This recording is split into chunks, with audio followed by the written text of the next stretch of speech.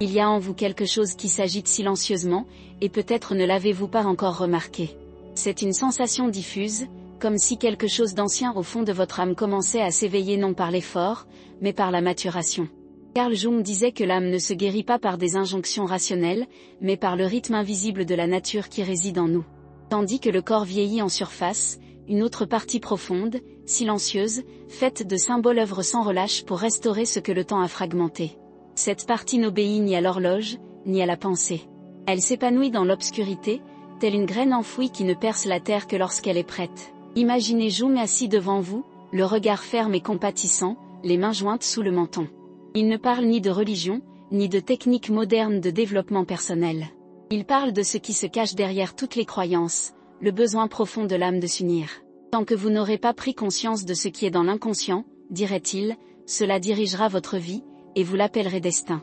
Cette phrase est plus qu'un avertissement, c'est un miroir. Car ce que vous appelez malchance, échec ou souffrance sans fin n'est peut-être que la tentative de votre propre psyché d'attirer votre attention sur ce qui doit être intégré. Pour Jung, la vie était un dialogue constant entre la lumière et l'ombre. Et il est curieux de constater que, même sans le comprendre, nous ressentons ce même mouvement en nous. Chacun, à un moment ou un autre, est attiré par l'abîme que nous cherchons à éviter. L'avez-vous déjà remarqué ? Lorsque tout semble trop calme, l'âme s'agite, cherche l'inconnu, provoque de petites brèches. Il ne s'agit pas d'auto-sabotage. C'est l'inconscient qui tente de faire remonter à la surface ce qui a été refoulé. La guérison commence dans cette friction, dans ce conflit entre les désirs de l'ego et les besoins de l'âme. Mais Jung savait aussi que ce chemin n'est pas pour les impatients. Il est lent, cyclique, fait de symboles que la pensée logique ne peut déchiffrer. Il disait que les mythes et les rêves sont le langage de l'âme, et que c'est en eux que la vérité se révèle sans artifice. La psyché parle par image, et chaque image porte une énergie vivante, un archétype, une force ancestrale présente en chacun de nous. Le héros, le sage, l'ombre, l'enfant divin, tous habitent en chaque être humain, prêt à se manifester au moment opportun. Et peut-être vous trouvez-vous précisément à ce point, sur le seuil entre l'ancien et le nouveau, sans réaliser que la confusion même que vous ressentez est le premier signe de transformation. Il arrive un moment où la souffrance change de ton. Ce n'est plus le désespoir, mais une sorte de feu purificateur. C'est alors que l'on commence à comprendre que chaque douleur recèle un enseignement, chaque perte une graine de renouveau. Jung appelait cela le processus d'individuation, le chemin par lequel une personne cesse d'être un simple masque et devient un tout. Et ce chemin n'est jamais linéaire. Il serpente. Il avance, recule, plonge, s'élève. Et à chaque tournant, il détruit une illusion de l'ego. Mais l'ego se débat. Il craint l'invisible, l'imprévisible, l'irrationnel. Il aspire au contrôle, il réclame des explications. C'est pourquoi il résiste à l'appel de l'âme. Et cette résistance est source de souffrance. Jung l'avait parfaitement compris. Il savait que l'inconscient n'est pas un ennemi, mais un allié incompris. Il est la part de nous qui porte en elle la sagesse ancestrale, les réponses que le conscient ne peut fournir. Celui qui regarde à l'extérieur rêve, celui qui regarde à l'intérieur s'éveille. C'était sa façon d'affirmer que la véritable libération ne vient pas de la conquête du monde, mais de la réconciliation avec son être intérieur. Pensez au moment où vous vous sentiez perdu, où tout semblait dénué de sens. Jung dirait que c'est le moment le plus fertile, car c'est l'instant où l'ego se dissout suffisamment pour que l'âme prenne les rênes. Le vide, le doute, la peur sont autant de portes. Elles ne viennent pas punir, mais transformer. L'âme crée des crises lorsque l'ego refuse de changer. Et c'est précisément dans l'effondrement des certitudes que naît l'espace du nouveau. Mais presque personne ne s'en rend compte quand cela se produit. La plupart croient simplement s'effondrer, alors qu'en réalité, ils se reconstruisent. C'est le paradoxe de la guérison, elle ne s'annonce pas dans la joie, mais se masque sous les apparences du chaos. Jung disait que l'âme doit affronter son propre enfer pour atteindre le paradis intérieur. Et cet enfer n'est pas celui des mythes religieux, mais celui de la psyché elle-même, le lieu où reposent nos peurs, nos traumatismes et nos désirs refoulés. L'affronter fait partie du rite. Combien de fois avez-vous ressenti une colère inexplicable, une jalousie excessive, une tristesse sans raison apparente ? Ces sentiments ne sont pas des défauts. Ce sont des messagers. Ce sont des voix de l'inconscient qui réclament d'être entendues. Les ignorer, c'est les transformer en monstres. Les écouter, c'est les apaiser. Jung voyait l'ombre non comme quelque chose à éliminer, mais comme une source d'énergie vitale. Elle renferme l'essence même de la personnalité, tout ce que nous refoulons, mais qui, une fois intégré, nous rend plus complets, plus authentiques. C'est pourquoi, pour Jung, la connaissance de soi n'a jamais été un acte intellectuel. Il s'agit d'une immersion symbolique, presque sacrée. Il est nécessaire de surmonter la peur de voir ce qui est caché. Il est nécessaire de descendre dans ses propres ténèbres, non pour s'y complaire, mais pour exhumer ce qui a été oublié. C'est le mythe de la descente, présent dans toutes les traditions, Orphée descendant aux enfers pour retrouver Eurydice, Inanna descendant aux enfers pour se dépouiller de tous ses ornements et renaître. Chacun de ces mythes reflète le même mouvement intérieur, celui de l'âme qui doit mourir pour renaître consciente. Et peut-être en êtes-vous à ce stade sans même vous en rendre compte. Peut-être pensez-vous simplement être fatigué, confus, découragé. Mais Jung dirait, soyez attentifs. Il s'agit peut-être de l'appel de l'individuation, du début de votre véritable chemin. Cela ne commence pas par l'illumination, mais par l'effondrement. C'est lorsque tout ce qui n'est pas authentique commence à s'écrouler. Et c'est ainsi que l'âme fait place à ce qui est réel. Il y a donc une révélation subtile, la guérison n'est pas un état final, mais un mouvement constant d'intégration. Il ne s'agit pas d'éliminer le mal, mais d'apprendre à dialoguer avec lui. Il ne s'agit pas d'être bon, mais d'être entier. Et ce processus, bien que silencieux, est la révolution la plus profonde qu'un être humain puisse vivre. Jung croyait que chaque personne possède un centre, un noyau divin qu'il nommait le « soi ». Ce centre est le point d'équilibre entre toutes les polarités, conscient et inconscient, masculin et féminin, lumière et ombre. Lorsque le soi commence à émerger, la vie prend un sens nouveau. Les coïncidences acquièrent une signification, les rêves deviennent des messages et le quotidien se remplit de symboles. C'est ce qu'il appelait la synchronicité, le dialogue mystérieux entre l'âme et le monde. Et voici le paradoxe ultime, ce processus se déroule en ce moment même, en vous, même si vous n'en avez pas conscience. L'âme œuvre en silence, l'inconscient organise le chaos, et peu à peu, ce qui semblait une blessure se métamorphose en sagesse. Peut-être avez-vous déjà guéri plus que vous ne l'imaginez. Peut-être ne s'agit-il plus que de vous réparer, mais de prendre conscience de l'ampleur de votre transformation. Et voici ce que Jung vous dirait s'il se tenait devant vous en ce moment, n'essayez pas de fuir ce que vous ressentez. Ce que vous appelez douleur n'est que le début d'un nouveau dialogue entre vous et votre âme. Car la véritable guérison ne consiste pas à oublier ce qui s'est passé, mais à intégrer tout ce que vous êtes, peur, amour, colère, pardon en un seul cœur, vaste et conscient. Et tandis que vous pensez simplement survivre, quelque chose en vous s'épanouit. Peut-être que ce que vous cherchez ne se trouve pas dans l'avenir, mais dans le silence où votre âme a déjà guéri. Si Jung était assis en face de vous maintenant, il ne commencerait pas par vous demander si vous êtes heureux ou si votre vie va bien. Il ferait quelque chose de bien plus déstabilisant, en même temps, d'une simplicité profonde. Il dirait, imaginez une scène. Vous rentrez chez vous après une journée ordinaire. Vous fermez la porte. Vous enlevez vos chaussures. Vous posez votre téléphone portable sur la table.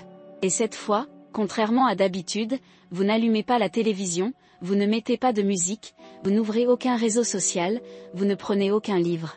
Vous vous asseyez simplement. En silence. Juste vous. Aucune distraction, aucun stimulus, aucun bruit. Combien de temps pouvez-vous supporter cela avant de ressentir une sorte d'agitation presque physique, comme si quelque chose en vous s'agitait et implorait une échappatoire? C'est là, selon Jung, que commence la vérité sur votre relation à vous-même. Peut-être cela vous est-il déjà arrivé. Un jour où la batterie de votre téléphone vous a lâché dans les transports en commun. Un week-end où vos amis étaient occupés, votre famille loin, et où soudain vous vous êtes retrouvé seul. Quelques minutes semblent même supportables. Mais au bout d'un moment, le silence commence à peser. Votre esprit s'emballe, vous devriez répondre à des messages, vous devriez être productif, vous devriez regarder quelque chose, apprendre quelque chose, consommer quelque chose. N'importe quoi vaut mieux que de rester là, immobile, à contempler votre propre présence. Cette urgence intérieure, presque compulsive, de combler le vide n'est pas qu'une simple habitude moderne. C'est le symptôme de quelque chose de plus profond, la peur d'affronter ce qui a été refoulé, ce que Jung appelait l'ombre. Pour Jung, l'ombre n'est pas seulement le côté mauvais de la personnalité. C'est la somme de tout ce que l'on a refoulé de la conscience parce que cela paraissait dangereux, honteux, inapproprié, enfantin, exagéré, laid. Il ne s'agit pas seulement de pulsions agressives ou sexuelles. Parfois, c'est la sensibilité elle-même. Parfois, c'est une colère légitime. Parfois, c'est le désir de dire non, de partir, de changer de vie. Parfois, c'est une joie spontanée tellement réprimée qu'elle en est devenue suspecte. Tout cela, faute d'avoir pu être vécu au grand jour, s'est enfoui dans ce sous-sol psychique. Et lorsque l'on s'assoit en silence, sans distraction, ce qui commence à remonter à la surface, c'est précisément ce que l'on a passé des années à enfouir. Jung savait que la plupart des gens ne craignent pas la solitude en elle-même, mais ce qu'elle révèle. Il l'a constaté d'innombrables fois dans sa pratique. Le cadre qui ne supportait pas une minute sans bruit et qui dormait avec la télévision allumée, non pas parce qu'il appréciait les programmes, mais parce qu'il avait besoin d'un « bruit de fond » pour couvrir ses pensées. La femme qui remplissait son emploi du temps de réunion, de formation, d'obligation, car chaque instant libre était comme une porte entrouverte sur des sentiments qu'elle refusait d'affronter, ressentiment, frustration, culpabilité, désir de fuite. Le jeune homme qui ne pouvait aller aux toilettes sans son téléphone portable, car se retrouver seul avec ses pensées, même quelques minutes, était comme entrer dans une pièce obscure sans savoir ce qui allait s'y trouver. Vous vous reconnaîtrez peut-être dans certaines de ces scènes. Vous êtes peut-être du genre à mettre des écouteurs même pour traverser la maison. Ou à vous jeter sur votre téléphone dès le réveil pour ne pas perdre de temps, alors qu'en réalité, vous essayez de ne pas entendre ce que votre esprit commencerait à dire si le silence régnait. Jung n'y verrait pas un simple manque de discipline numérique. Il y verrait un mécanisme de défense, l'ego se protégeant d'un contenu qui lui paraît encore menaçant. Mais voici un point important, le fait que ces contenus soient menaçants ne signifie pas qu'ils soient maléfiques. Cela signifie simplement qu'ils sont inconnus. L'ombre, c'est avant tout ce que vous ignorez de vous-même. Et tout ce qui est inconnu est effrayant. Imaginez une vieille maison. Il y a des pièces que vous connaissez bien, le salon, la cuisine, la chambre. Mais il y a une cave sombre que vous évitez. Vous en avez entendu des histoires, vous vous en êtes fait des images, vous avez imaginé des monstres. Tant que vous n'y descendez pas, la cave vous envoie des signaux, des craquements, des bruits, des courants d'air froid. Vous pouvez monter le volume de la télévision pour essayer de ne pas les entendre.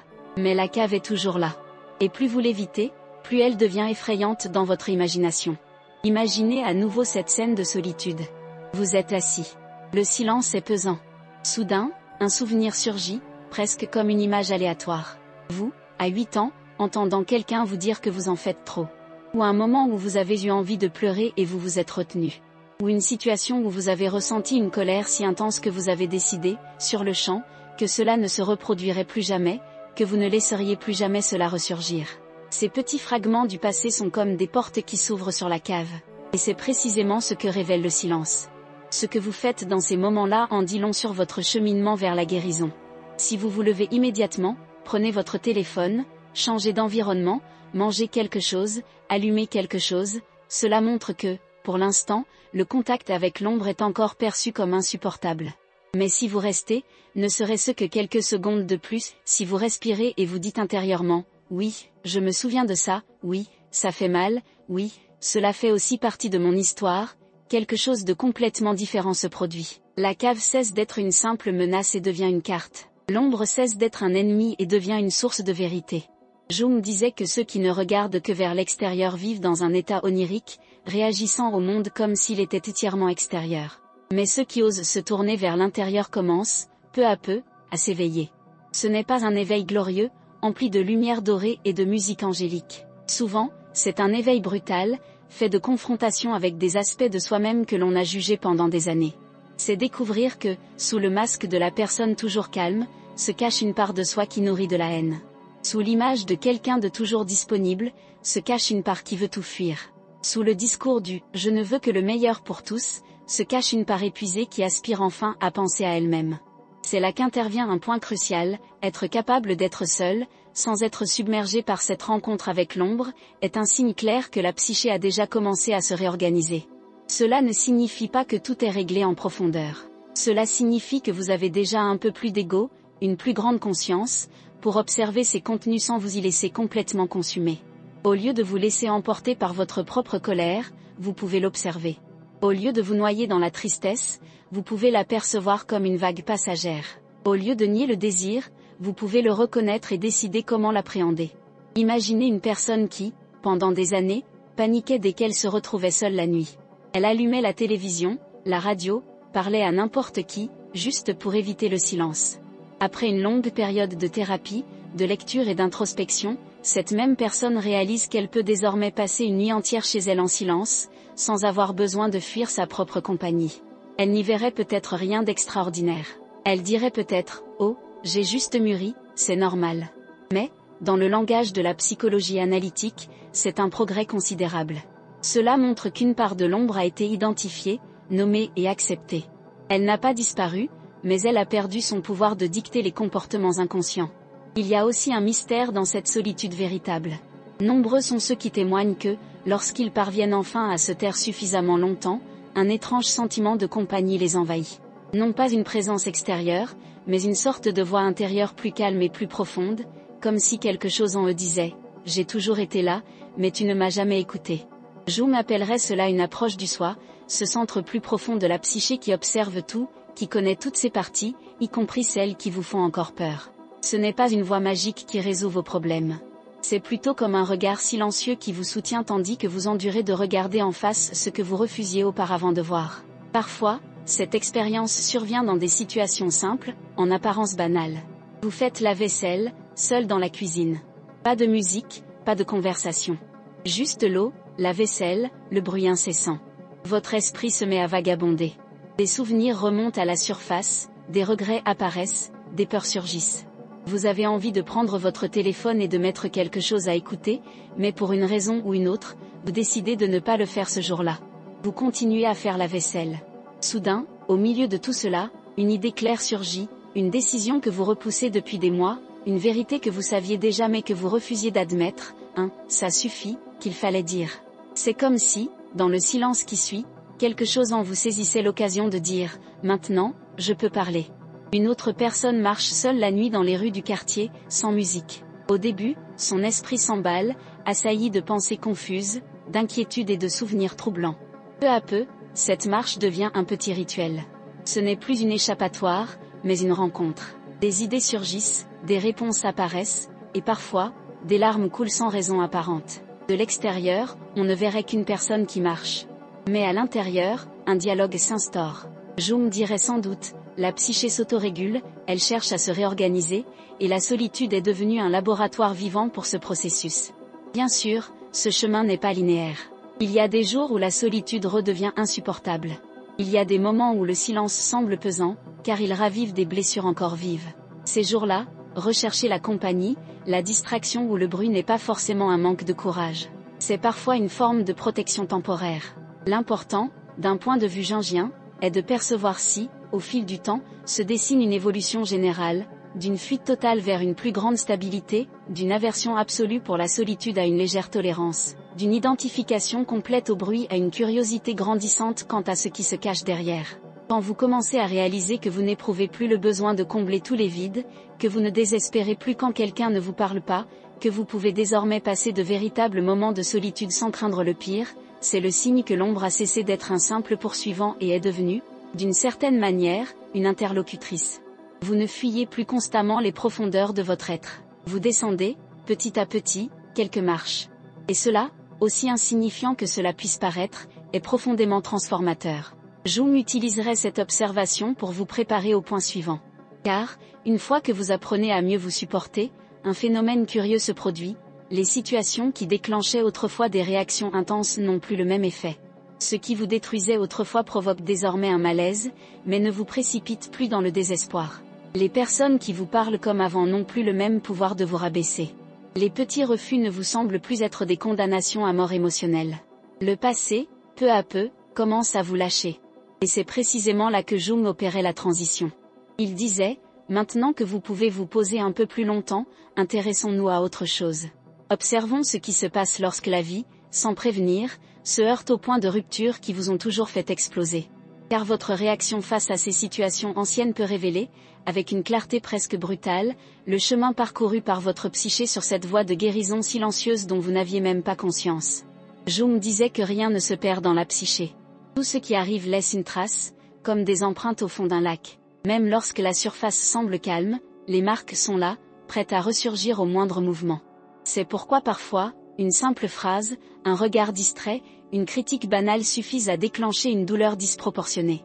Le présent touche le passé, et le passé réagit comme si le temps n'avait pas passé. Nous appelons cela un déclencheur, mais Jung l'appelait un complexe. Un noyau d'émotions, de souvenirs et d'énergie qui vit en nous, mi-autonome, mi-dormant, prêt à se manifester dès que quelqu'un pose le pied sur le sol où il est enfoui. Ces complexes ne sont pas des maladies, ce sont des mécanismes de survie psychique. Ils se sont formés lorsqu'une expérience était trop intense pour être pleinement vécue, et que le seul moyen d'y faire face était de figer une partie de cette expérience et de la soustraire à la conscience. Mais l'inconscient n'oublie pas. Il emmagasine, protège, de temps à autre, met le système à l'épreuve. Il envoie donc des signaux, des tentations, des répétitions. Différentes personnes, des situations similaires. Et vous jurez que c'est la malchance, que c'est le karma, que l'univers joue un tour ironique. Mais non. C'est la même histoire qui appelle une fin différente. Imaginez une personne qui, dans chaque relation, finit par se sentir rejetée.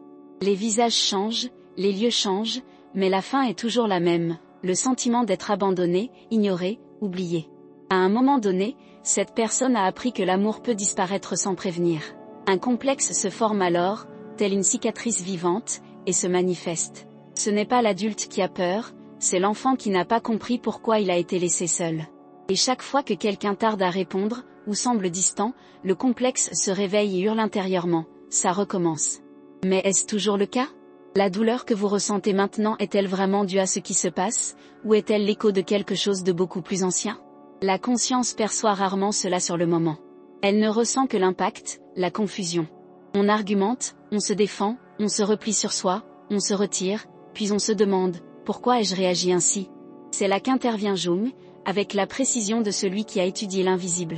Il affirmait que l'intensité de l'émotion est la trace de l'inconscient en action. Plus la réaction est exagérée, plus la blessure est profonde.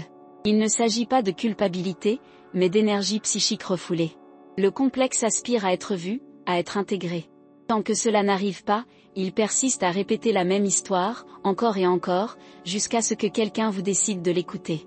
Certains pensent que l'oubli résout les traumatismes. Jung soutenait le contraire, seule la reconnaissance peut libérer. Ni le passé revient à vivre sous son emprise. La guérison commence lorsqu'on comprend que ce n'est pas l'émotion qui nous domine, mais le souvenir qui la sous-tend. Lorsque, au cœur de la tourmente, on parvient à dire « cela ressemble à autre chose », alors quelque chose change. Le présent prend forme, le passé perd de son emprise. La douleur cesse d'être une fatalité et devient une information. Mais que faire lorsqu'on se rend compte que le même scénario se répète, et qu'on ressent pourtant le besoin de réagir de la même manière ? Peut-on résister à la tentation de retomber dans ces vieux schémas, ou y est-on rattrapé sans même s'en apercevoir ? La répétition est séduisante. Il y a un réconfort pervers à revivre ce qui est familier, même si c'est douloureux. L'inconscient préfère le connu à l'inconnu car le connu procure un sentiment de contrôle. C'est pourquoi, parfois, on retourne au même type de relation, au même type de travail, au même type de lutte. Non pas parce qu'on y prend plaisir, mais parce qu'il y a en nous quelque chose qui reconnaît ce schéma commun, chez soi. La raison c'est que c'est mauvais, mais le psychisme dit, ici, je sais à quoi m'attendre. Un véritable changement exige d'endurer l'inconfort de la nouveauté, et c'est bien plus difficile qu'il n'y paraît. Jung concevait le processus de guérison comme une descente. Non pas dans les profondeurs de l'enfer moral, mais dans l'inconscient personnel. Il comparait cette plongée au voyage des héros mythologiques descendant aux enfers pour affronter ceux qui détenaient le pouvoir de vie et de mort. Chaque élément déclencheur est une porte d'entrée vers cette descente. L'impulsion est de fuir, mais l'invitation est de descendre. Face à la douleur, on peut réagir automatiquement culpabilité, colère, défense ou bien prendre un instant pour se demander « Que cherche à me révéler cette émotion ?» La différence paraît minime, mais elle est abyssale. Et si votre souffrance n'était pas une erreur, mais un message codé ? Chaque fois que vous parvenez à maîtriser vos émotions sans réagir impulsivement, vous désactivez une partie de vos vieux schémas de pensée. Vous dites à votre psyché « Je suis adulte maintenant, je peux gérer cela autrement ». C'est un travail invisible, mais transformateur. Petit à petit, ce qui était automatique devient un choix. Ce qui était répétition devient compréhension. Ce qui était fatal devient histoire. Et cela ne se fait pas en grande pompe. Un jour, vous vous réveillez et vous réalisez, quelque chose a changé. Un homme m'a confié un jour avoir passé des années à réagir avec fureur à la moindre critique. Au travail, à la maison, il suffisait qu'on lui fasse une remarque pour qu'il explose de colère. Jusqu'à ce qu'un jour, en apparence ordinaire, quelqu'un lui signale une erreur et que, l'espace d'un instant, il ne ressente qu'un léger malaise. Nul besoin de crier ni de se justifier. Il respira simplement et répondit calmement. Il ne se réjouit pas, et ne s'en rendit même pas compte sur le moment. Quelques jours plus tard, en y repensant, il eut une révélation, son vieux réflexe avait disparu. La colère était toujours là, mais apprivoisée. L'enfant blessé qui craignait l'humiliation n'avait plus besoin de crier pour se faire entendre. Un moment banal, certes, mais qui, aux yeux de Jung, valait bien plus que des années de discours sur la maîtrise de soi. La preuve vivante que l'inconscient avait restitué une partie de son énergie au moi. À quand remonte la dernière fois où vous avez réalisé que quelque chose qui vous détruisait ne vous contrôlait plus ? Ces petites étapes sont faciles à négliger car elles ne s'accompagnent d'aucune célébration. Il n'y a ni témoin, ni rituel. Pourtant, psychologiquement, elles sont comme une bouffée d'air après une longue période d'immersion. On ne perçoit pas le moment précis où l'air entre, mais on sait qu'un événement vital s'est produit. Le psychisme, contrairement à l'esprit rationnel, ne guérit pas par la logique, mais par l'assimilation. Il réorganise ses forces internes jusqu'à ce que, soudain, la douleur pure devienne un souvenir, et ce souvenir s'intègre à notre être. Cette réorganisation est lente, mais inévitable lorsque la conscience commence à œuvrer pour l'inconscient. Jung appelait cela « rendre l'inconscient conscient ». Il ne s'agit pas de contrôler tout ce que l'on ressent, mais d'apprendre à traduire ce qui n'était auparavant que du bruit. C'est une sorte d'apprentissage de la conscience. Lorsque vous identifiez ce que vous ressentez, l'émotion perd son pouvoir de vous posséder. Vous continuez à ressentir, mais vous n'êtes plus esclave de la sensation. Mais la guérison consiste-t-elle vraiment à ne plus rien ressentir, ou à ressentir les choses différemment ? En fin de compte, la guérison ne consiste pas à effacer les traces du passé, mais à transformer notre rapport à celui-ci. C'est lorsque la peur cesse d'être l'ennemi et devient la guide. Lorsque la colère cesse d'être un signe d'échec et se mue en une indication de nos limites. Lorsque le malaise cesse d'être un avertissement de danger et devient un rappel qu'une part de nous-mêmes aspire encore à être explorée. C'est l'intégration. C'est le dialogue qui s'engage entre l'ego et l'inconscient. Jung disait que l'inconscient n'est pas contre vous, il utilise simplement un langage que l'ego ne comprend pas. Les traumatismes, les symptômes et les schémas répétitifs sont autant de tentatives de l'inconscient pour se faire entendre. Réagir avec haine à l'élément déclencheur renforce la séparation. Observer, c'est commencer à traduire. Une fois traduit, le contenu n'a plus besoin de se manifester sous forme de douleur. L'énergie est libérée et le complexe perd son urgence.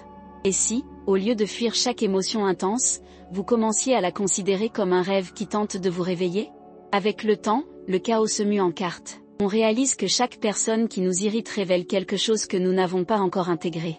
Que chaque situation qui nous fait nous sentir impuissants dévoile une part de notre force encore prisonnière du passé. Que chaque échec est, en réalité, l'écho d'une valeur déformée qui demande à être réévaluée. Et, à ce moment-là, la vie cesse d'apparaître comme une succession d'injustices aléatoires et commence à se révéler comme le miroir d'une psyché en constante évolution. Mais rien de tout cela n'est linéaire.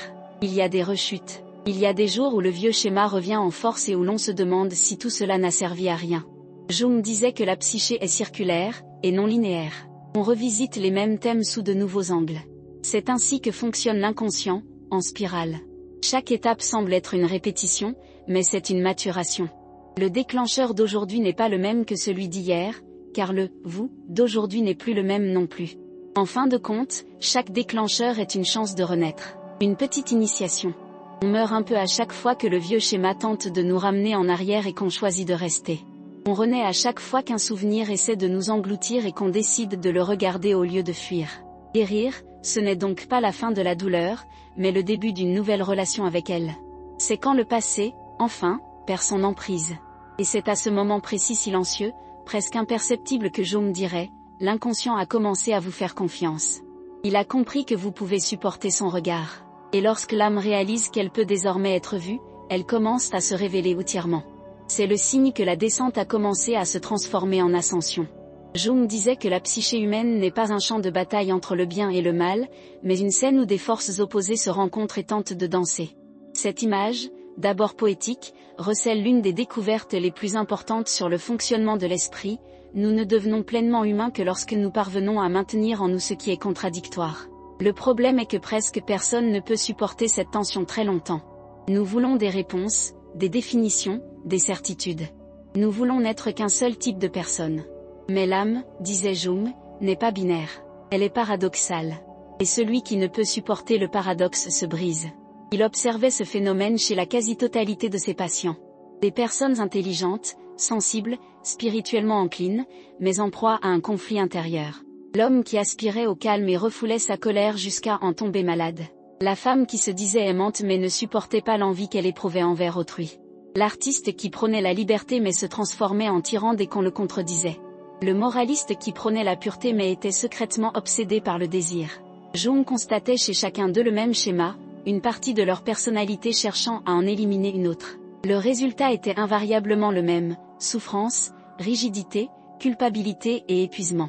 Il nommait le point d'équilibre entre ces opposés la fonction transcendante, le mécanisme interne capable de créer une troisième voie lorsque deux vérités s'affrontent.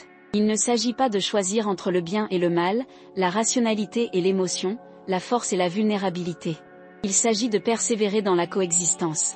C'est comme maintenir la tension d'une corde tendue à ses deux extrémités jusqu'à ce que, par la préservation de cette tension, quelque chose de nouveau émerge, une compréhension inédite. La fonction transcendante est ce pont invisible entre les différentes parties de l'âme. Elle s'active lorsque l'ego cesse de s'obstiner à avoir raison et commence à écouter. Mais combien de fois, dans votre vie quotidienne, y parvenez-vous? Combien de fois vous surprenez-vous à juger quelqu'un, au même instant, à réaliser que vous y voyez un reflet de vous-même? Combien de fois ressentez-vous une émotion contradictoire, amour et colère, fierté et honte, désir et culpabilité, et tentez-vous d'en faire disparaître une, comme si vous choisissiez une face d'une pièce en oubliant l'existence de l'autre? Il est facile de théoriser sur l'équilibre, mais difficile d'affronter le véritable chaos de l'âme.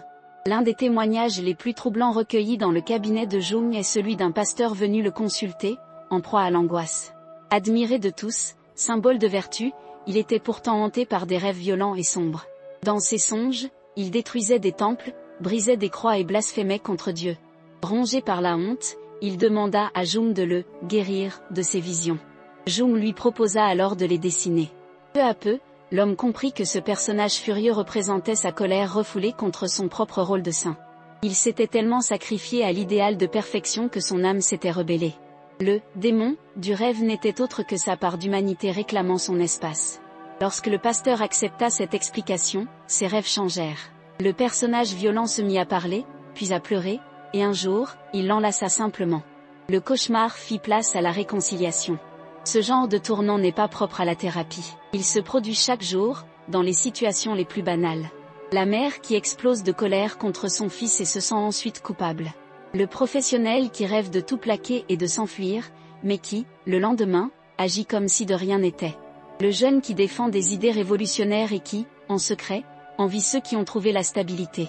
Ce sont de petits combats intérieurs. Et c'est précisément là que la guérison intervient, non pas lorsqu'un pôle l'emporte, mais lorsque les deux sont reconnus. Mais que se passe-t-il lorsqu'on commence à vivre avec cette contradiction? Lorsqu'on réalise qu'on peut aimer quelqu'un, en même temps, désirer de la distance?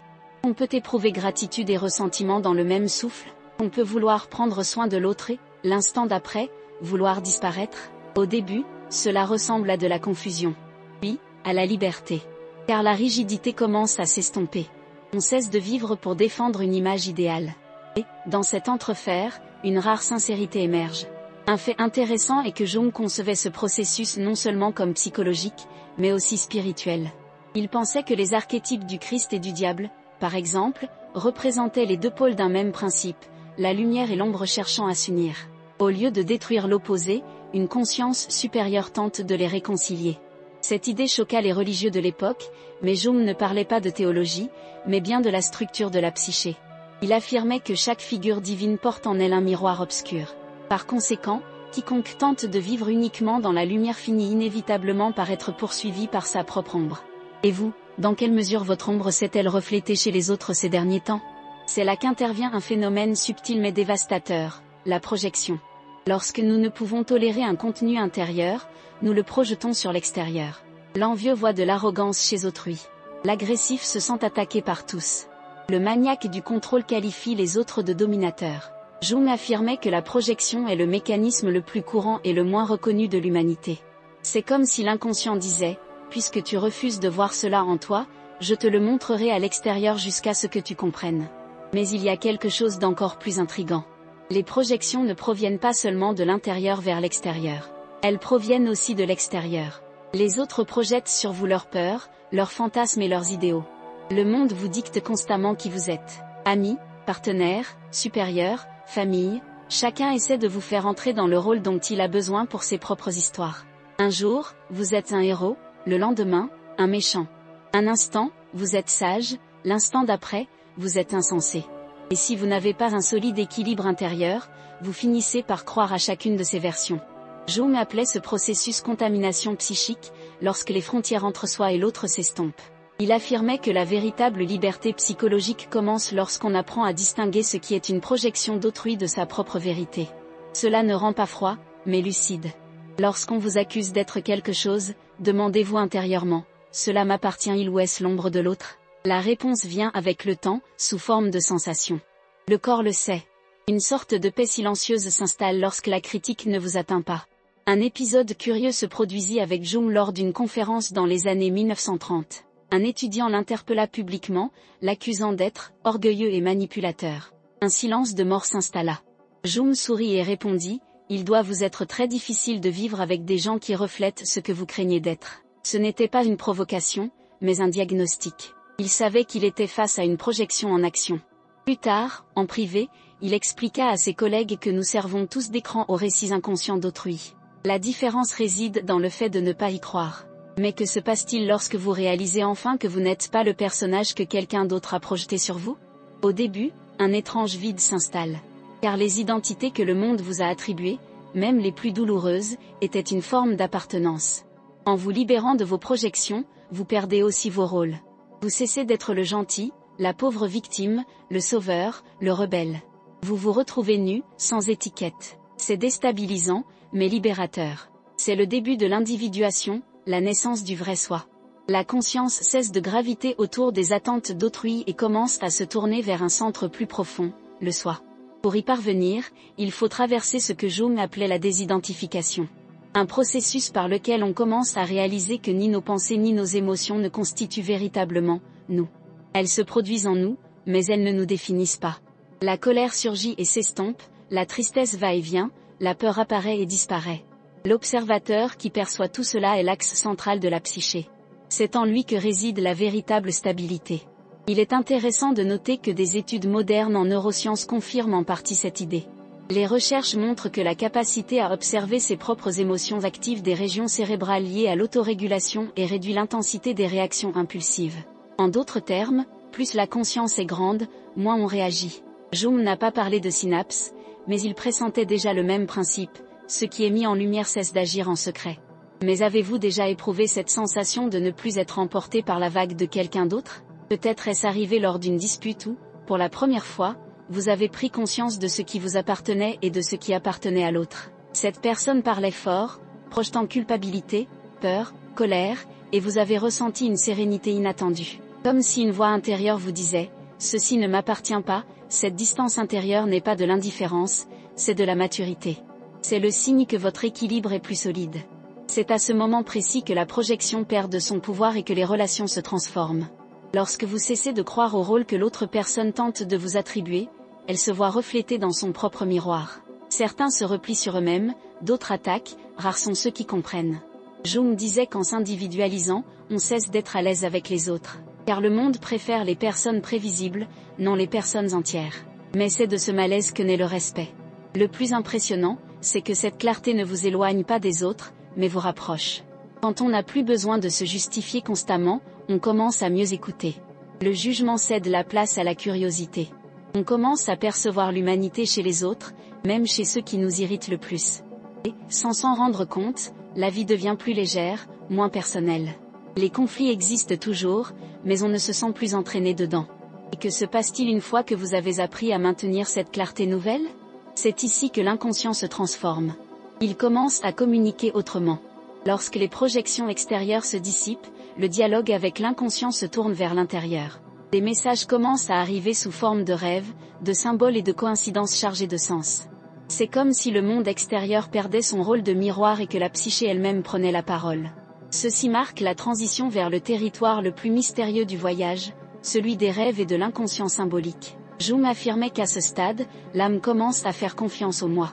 Elle sait qu'elle peut révéler des secrets sans être déformée.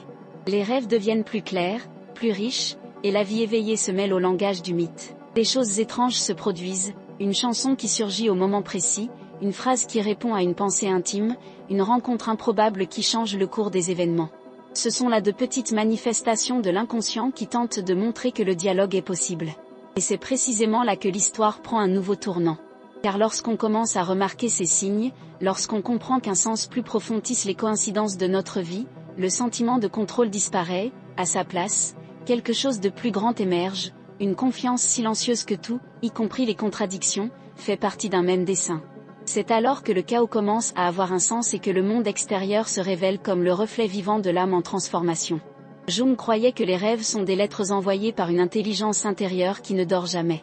Selon lui, pendant que le corps se repose, le psychisme œuvre, réorganisant les fragments de vie, traduisant les souffrances et tentant de communiquer des vérités que l'ego refuse d'entendre durant la journée. Lorsque l'inconscient ne trouve aucun exutoire par la parole, il crée des images. Et dans ces images, qui peuvent paraître absurdes ou chaotiques, se cachent des messages précis sur l'état de l'âme. Ceux qui ignorent leurs rêves, disait Jung, se refusent le guide le plus fidèle qu'ils puissent recevoir. C'est l'inconscient qui tente de corriger le cours d'une vie qui s'est trop éloignée de son centre. Pendant des décennies, Jung a observé que le contenu des rêves évoluait au fil du processus de guérison. Au début, les images de persécution, de chute et d'emprisonnement prédominaient. Elles témoignaient d'une psyché aux prises avec ses propres démons. Puis, peu à peu, des symboles de passage apparurent: pont, bateau, rivière, chemin, escalier. Lorsque l'intégration commença, de nouvelles maisons, des pièces illuminées et des figures sages surgirent. C'était l'inconscient qui signalait le changement en cours. Et le plus surprenant, c'est que la transformation onirique précédait toujours le changement dans la vie éveillée. L'inconscient savait en premier.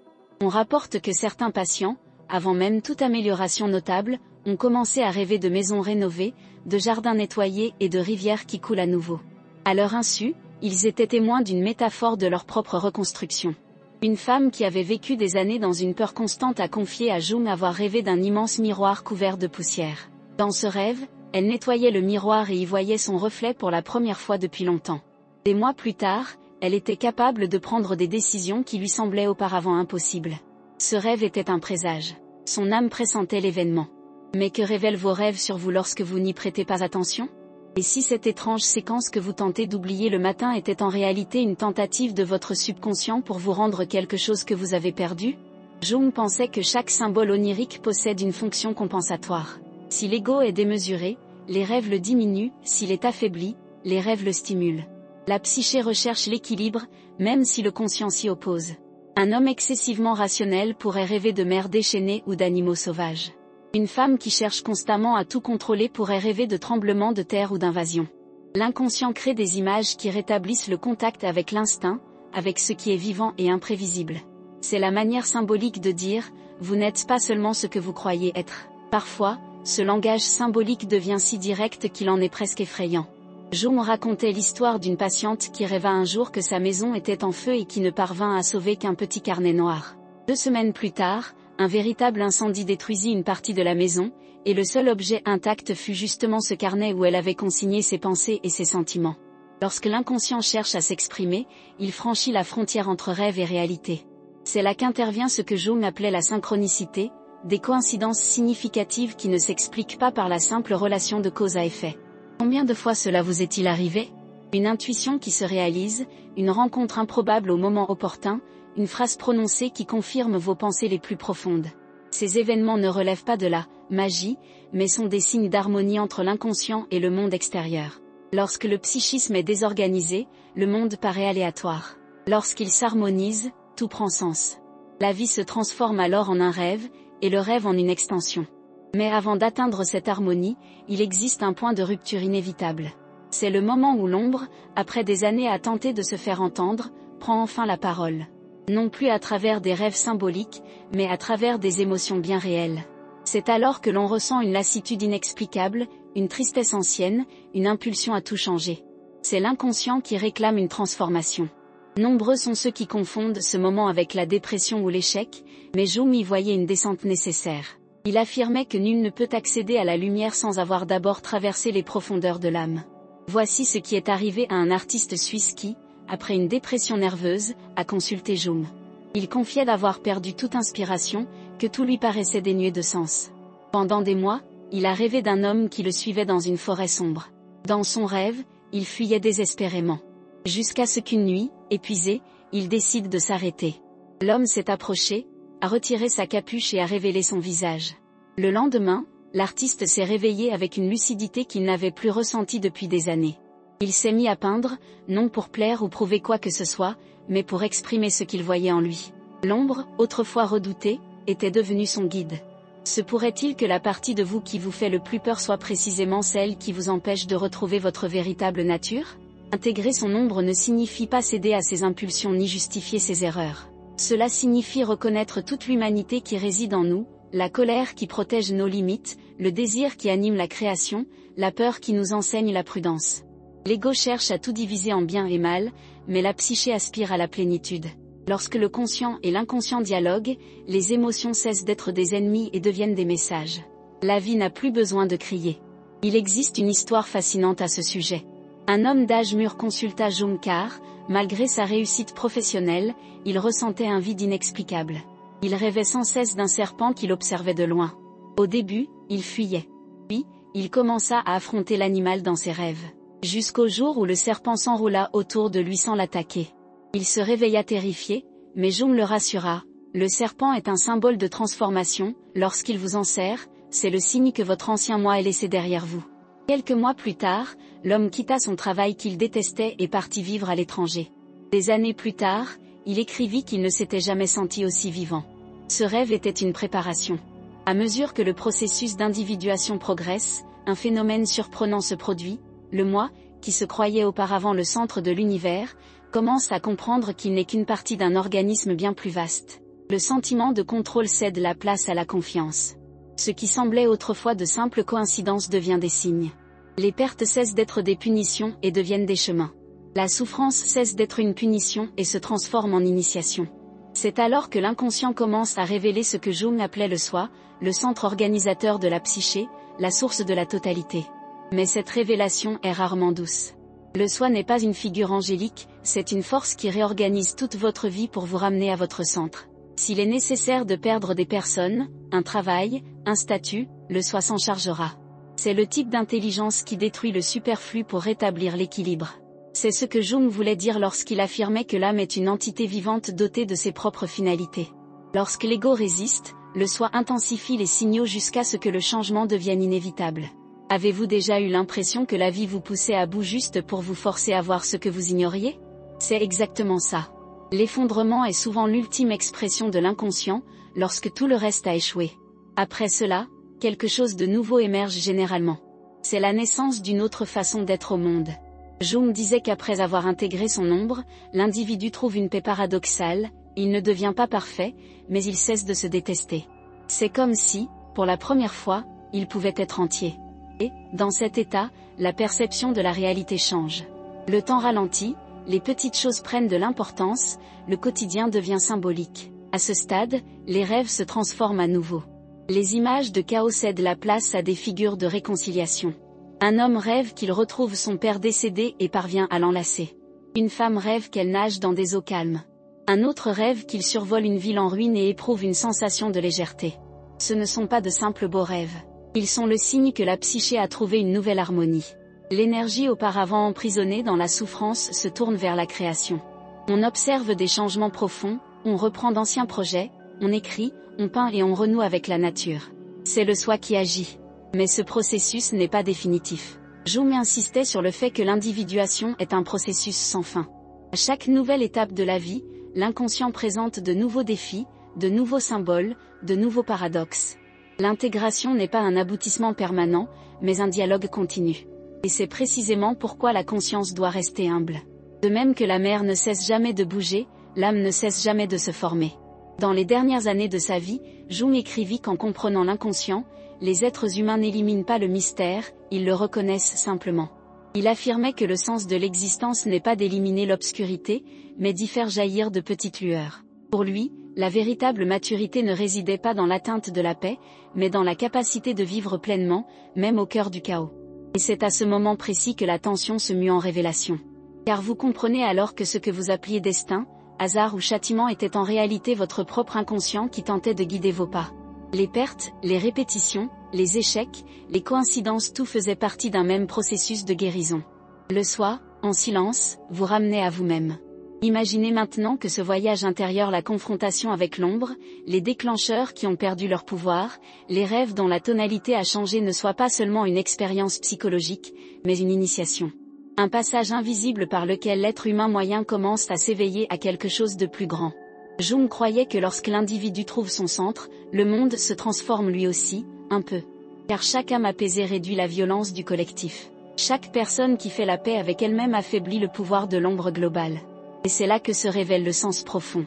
Vous ne vous guérissez pas seulement vous-même. Vous participez, sans le savoir, à la guérison de l'humanité entière. La psyché individuelle et l'inconscient collectif sont comme des miroirs. Quand l'une est en équilibre, l'autre le ressent. C'est pourquoi la connaissance de soi est, par essence, un acte de service. C'est aussi pourquoi, pour Jung, le véritable éveil ne consiste pas à fuir le monde, mais à y vivre pleinement, les yeux ouverts. Continuer à faire des erreurs, à apprendre, à aimer, à souffrir mais en pleine conscience. Car, une fois qu'on a entrevu l'ombre et qu'on y a survécu, la vie ne se résume plus à la simple survie. Elle devient un dialogue constant entre l'intérieur et l'extérieur, entre le visible et l'éternel. Et c'est à ce moment précis, lorsque l'être humain commence à comprendre que chaque symbole, chaque douleur, chaque rêve fait partie d'une même histoire, que l'inconscient se tait enfin. Non pas qu'il ait cessé de parler, mais parce qu'il sait que vous avez désormais appris à l'écouter. Lorsque Jung parlait du processus d'individuation, il ne décrivait pas un concept abstrait, mais un cheminement profondément humain. Il affirmait que chaque être humain porte en lui une carte invisible, et que la vie avec ses joies, ses échecs et ses contradictions est le chemin qui dessine cette carte. Le problème, c'est que la plupart d'entre nous avançons en regardant uniquement vers l'extérieur, cherchant à déchiffrer le monde, alors qu'en réalité, la clé réside dans la connaissance de soi. La guérison, le sens, la paix que nous recherchons ne sont pas cachés au loin, mais dans les parts de nous-mêmes que nous n'avons pas encore osé explorer. Et c'est précisément ce qu'il voulait dire lorsqu'il déclarait « Celui qui regarde à l'extérieur rêve, celui qui regarde à l'intérieur s'éveille ». L'éveil dont il parlait n'est ni soudain ni spectaculaire. Il est silencieux. Il survient lorsqu'on réalise qu'il n'est plus nécessaire de réagir avec la même fureur qu'auparavant, qu'on peut écouter sans se défendre, que la douleur qui nous paralysait nous traverse et disparaît. C'est lorsqu'on remarque qu'au beau milieu d'une conversation difficile, une partie de nous observe au lieu de se perdre. Qui ressent la peur, mais ne la laisse pas nous dominer. Qui pleure, mais en comprend la raison. C'est le premier signe d'éveil, lorsque la conscience commence à percevoir ce qui l'a dominé auparavant. Beaucoup imaginent l'éveil comme un acte mystique, une illumination soudaine, mais Jung le concevait autrement. Pour lui, l'éveil était le courage d'affronter la vérité. La vérité sur qui l'on est, sur ce que l'on ressent, sur ses désirs et ses peurs. Il disait que l'inconscient ne recherche pas la perfection, mais la plénitude. Cela implique d'accepter que nous sommes faits de lumière et d'ombre, de générosité et d'égoïsme, de foi et de doute. La véritable maturité commence lorsqu'on cesse de vouloir éliminer une part de soi pour préserver l'autre et qu'on entame enfin un dialogue avec les deux. Mais comment appliquer tout cela en pratique, au quotidien, loin des livres et des belles idées? Comment transformer ce qui semble relever de la philosophie en réalité? Jung donnerait une réponse simple, commencez par observer. Cela paraît anodin, mais c'est révolutionnaire. Observez ce que vous ressentez sans chercher à le corriger. Observez ce que vous répétez sans chercher à le justifier. Observez ce qui vous irrite chez les autres et demandez-vous ce que cela révèle de vous. Cette pratique, menée avec sincérité, est le point de départ de l'intégration. L'inconscient n'a pas besoin d'être combattu, mais d'être écouté. Lorsqu'on l'écoute, il s'apaise. Essayez, par exemple, de noter vos rêves dès votre réveil. Ne cherchez pas à les interpréter immédiatement. Contentez-vous d'enregistrer les images, les sensations, les mots. Au bout d'un moment, des schémas se dessinent. Des symboles se répètent. Et soudain, ce qui semblait aléatoire se met à dialoguer. C'est l'inconscient qui vous raconte une histoire, qui tente de vous rappeler ce que vous avez oublié. Cela peut paraître anodin, mais cette habitude transforme votre rapport à l'invisible. Vous cessez d'être prisonnier des signes et devenez un acteur conscient de votre propre mystère. Une autre façon d'appliquer ce que nous avons appris est de prêter attention aux éléments déclencheurs qui surviennent au cours de la journée. Chaque fois qu'un événement vous déstabilise, avant de réagir, respirez profondément et demandez-vous, quel a été l'impact réel de cet événement sur moi? La réponse ne viendra peut-être pas immédiatement. Mais cette question permet à la conscience d'agir avant l'instinct. Et c'est dans cet intervalle, entre l'impulsion et le choix, que la guérison se produit. Jung appelait cela, l'expansion de la conscience. Il ne s'agit pas de refouler l'émotion, mais de lui donner un nom, une explication et un sens. L'intégration se manifeste aussi dans la façon dont nous nous traitons. Une grande partie de la souffrance humaine provient du combat intérieur que nous menons quotidiennement. Nous exigeons de nous-mêmes d'être plus forts, plus heureux, plus productifs, plus spirituels. Et lorsque nous échouons, nous nous punissons par la culpabilité et la honte. Jung disait que l'âme tombe malade lorsqu'on la force à être ce qu'elle n'est pas. C'est pourquoi il enseignait que le premier acte de guérison est l'acceptation de soi. Cela ne signifie pas résignation, mais reconnaissance. Reconnaître que l'on est un processus en devenir. Que l'on fait encore des erreurs, que l'on tombe encore, mais que l'on apprend aussi. Que l'on ressent encore la peur, mais que l'on n'en est plus l'esclave. Que l'on a encore des parts d'ombre, mais que l'on ne fuit plus ses propres ténèbres. Vous voulez savoir comment identifier votre évolution? Ne vous fiez pas au nombre de livres lus ni aux pratiques spirituelles adoptées. Observez plutôt vos réactions face aux difficultés. Voyez si vous pouvez être seul sans vous sentir vide. Observez si vos relations sont devenues plus authentiques, si vous éprouvez moins le besoin de faire vos preuves et une plus grande capacité d'écoute. Voyez si, face au chaos, un calme intérieur subsiste. C'est ce qui révèle le degré d'intégration de l'inconscient. Mais il y a quelque chose d'encore plus profond, apprendre à trouver un sens aux événements. Quand on comprend que la souffrance n'est pas une punition, mais une invitation, la vie se métamorphose. Chaque frustration, chaque perte, chaque erreur recèle un message sur quelque chose qui a besoin de naître en nous. C'est le soi qui guide le cours des choses, déconstruisant les illusions pour révéler l'essentiel. Ce qui semble être une ruine est en réalité un terreau fertile. Combien de fois avez-vous perdu ce que vous croyiez indispensable et réalisé plus tard que ce vide avait ouvert la voie à quelque chose de bien plus authentique? Combien de fois ce qui paraissait être une fin était en fait le début d'une version plus vraie de vous-même? Jung disait que l'inconscient est comme une rivière souterraine qui coule sous la surface de la vie. On peut l'ignorer, mais il est toujours là, influençant tout. Et puis vient un moment où la rivière déborde, inonde, rompt les digues. C'est l'effondrement, l'épuisement, le « je n'en peux plus ». C'est le point où l'ancien mode de vie ne suffit plus. Et, bien que cela puisse ressembler à une destruction, c'est la naissance d'un nouveau niveau de conscience. L'inconscient vous invite au dialogue. Il veut vous rappeler qui vous êtes. Et quand on répond à cet appel, quelque chose d'extraordinaire se produit. Le monde extérieur réagit différemment. Les bonnes personnes apparaissent. Les coïncidences se multiplient. Les opportunités surgissent au moment opportun. Ce n'est pas de la magie, c'est de la synchronicité, l'alignement entre ce qui est en nous et ce qui est à l'extérieur. C'est comme si la vie disait, désormais, nous cheminons ensemble. Mais cela exige un choix quotidien, rester conscient même lorsqu'il est plus facile de se laisser aller au pilotage automatique. Continuer l'introspection même quand c'est douloureux. Continuer à chercher à comprendre au lieu de simplement réagir. C'est un travail silencieux, invisible, mais qui change tout. Jung disait que l'âme récompense chaque petit acte de courage. Chaque fois que vous affrontez une émotion au lieu de la fuir, une part de l'inconscient s'illumine. Chaque fois que vous agissez en accord avec votre vérité, même si personne ne le voit, quelque chose en vous se fortifie. Et, peu à peu, cette transformation se reflète en toutes choses. Les relations s'allègent. La peur du jugement s'estompe. Le poids de la culpabilité cède la place à la responsabilité. La quête désespérée de sens se mue en une sensation plus simple, celle d'être vivant et présent. Et, dans cet état, la souffrance ne disparaît pas, mais sa fonction change. Elle devient guide, et non plus bourreau. C'est peut-être ce que Jung voulait dire lorsqu'il écrivait que le but de la vie n'est pas le bonheur, mais le sens. Car le sens résiste au temps. Il demeure même dans les moments difficiles, même quand tout semble s'effondrer. Et là où il y a du sens, il y a de la force. On n'a pas besoin que la douleur disparaisse pour avancer. Il suffit de comprendre ce qu'elle est venue nous enseigner. Alors, s'il y a une chose que vous pouvez faire après tout ce que vous avez entendu, c'est celle-ci, commencez à observer votre vie comme un dialogue avec une force supérieure. Remarquez les schémas, les signes, les symboles. Au lieu de vous demander, pourquoi cela m'est-il arrivé, essayez plutôt de vous demander, quel était le but de cela? Changez l'orientation de votre questionnement et vous verrez à quel point votre chemin se transforme.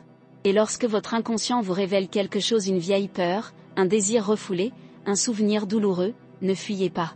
Regardez. Parlez-lui. Accueillez-le. Car tout ce que vous rejetez vous gouverne, et tout ce que vous accueillez vous libère. Il n'y a pas de chemin plus rapide vers la conscience que l'honnêteté envers soi-même. Le processus est lent, certes. Il exige patience, humilité et persévérance. Mais il n'existe pas de voyage plus noble. Car, au final, la récompense n'est pas de devenir une meilleure personne, mais une personne entière. Et lorsque l'on atteint la plénitude, le monde qui nous entoure se transforme lui aussi. On le ressent, l'environnement change, la vie reprend son cours. Car quiconque fait la paix avec lui-même devient une lueur d'espoir dans l'inconscient collectif. Alors peut-être est-ce le moment de faire une pause, de respirer profondément, et de reconnaître honnêtement le chemin parcouru. Vous n'avez pas besoin d'un certificat de guérison, ni d'une vie parfaite. Il vous suffit de prendre conscience que vous êtes éveillé, même si ce n'est que pour un instant, même si ce chemin est encore en construction. C'est déjà immense. Si quelque chose dans cette vidéo vous a touché, si à un moment donné vous avez réalisé que vous vous écoutiez parler, alors quelque chose de vivant s'agite déjà en vous. Quelque chose qui comprend, même sans mots, que le cheminement ne consiste pas à devenir quelqu'un d'autre, mais à se souvenir de qui vous avez toujours été. C'est pourquoi j'aimerais vous demander quelque chose, aimez cette vidéo si elle vous a touché. Laissez un commentaire, même anonyme, pour me dire ce qui vous a le plus marqué, car en écrivant, vous transformez l'intuition en prise de conscience. Et si vous souhaitez poursuivre ce cheminement avec moi, abonnez-vous à la chaîne. Ici, chaque réflexion est une petite plongée au cœur de l'âme, un pas de plus sur le chemin du retour à l'essentiel. Car, au final, Jung a simplement cherché à nous montrer que l'âme ne cesse jamais de travailler. Même quand on se croit brisé, elle se reconstruit. Même quand on se sent perdu, elle retrouve son chemin. Et peut-être qu'à présent, en entendant tout cela, vous comprenez que le voyage n'a jamais consisté à devenir quelqu'un d'autre, mais à reconnaître enfin qu'au plus profond de vous-même, vous êtes déjà entier.